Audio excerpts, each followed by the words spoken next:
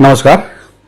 आज म तपाईहरुको माझ एउटा ठूलो डिसिजन लिन गइरहेको छु र इलेक्सन पश्चात जुन एउटा पहाड अन्यलतामा छाइरहेको छ अनि मान्छेले नयाँ सरकार चुनिसकेको छ र नयाँ सरकारमाथि एउटा मान्छेको आस्था भरोसा धेरै छ उहाँहरुमाथि, नयाँ सरकारमाथि र त्यो सरकारमाथि एउटा अब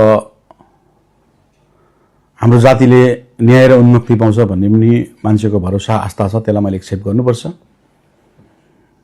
र म पनि नयाँ सरकारलाई रिक्वेस्ट गर्छु कि अब हाम्रो यहाँनिर जुन धेरै वर्षदेखिको मान्छेको एक्सपेक्टेसन छ त्यो एक्सपेक्टेसन माथि तपाईहरुले काम गरिदिनुहुन्छ भन्ने भरोसा पनि छ मलाई। र कहीं न कहीं म हारेको छु अनि हारेपछि मैले एउटा जिम्मेवारी लिनुपर्छ र त्यो जिम्मेवारीसँगै मैले आज एउटा ठूलो डिसिजन गर्नुपर्छ। मान्छेलाई एउटा जीटीएले गर्दाखेरि कहीं न कहीं हाम्रो एउटा जातिको सुरक्षित व्यवस्था रोकिँदैछ भन्ने फिल पनि हुँदैछ मान्छेलाई। हो एउटा समय थियो जब पहाडमा शान्तिको जरुरत थियो, त्यतिबेला धेरै रिस्क लिएर हामीले शान्ति एस्टाब्लिश गर्यौं। भोलि पनि शान्ति होस् पहाडमा, एउटा डेमोक्रेटिक प्रोसेस एस्टाब्लिश भएको छ, त्यो प्रोसेस चलिरहोस्, तर मान्छेको एउटा आस्था भरोसाको अगेन्स्टमा म जानु पनि चाहदिन। अनि जिम्मेवारी साथ मैले लिनु पर्छ कि अब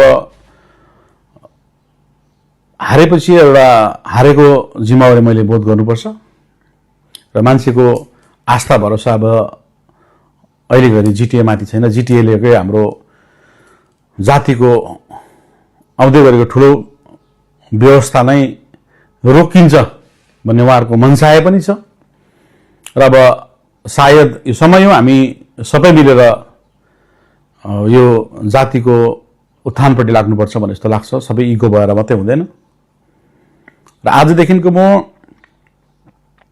जीटीए को चीफ एक्जिक्युटिभ पदबाट, जीटीए को सभासदबाट म रेजिग्नेसन दिदैछु। एउटा जिम्मेवारीसँगले म भन्दैछु र सायद अब जीटीए नै बसिरह्यो भने अझै ढिलो हुन्छ हाम्रो व्यवस्थामाथि।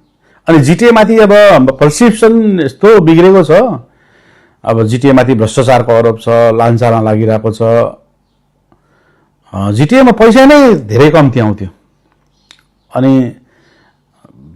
पैसा पेमेन्ट गर्ने अवस्था पनि त्यस्तो छैन जीटीए मा अब अहिले त्यस्तो अवस्था छ।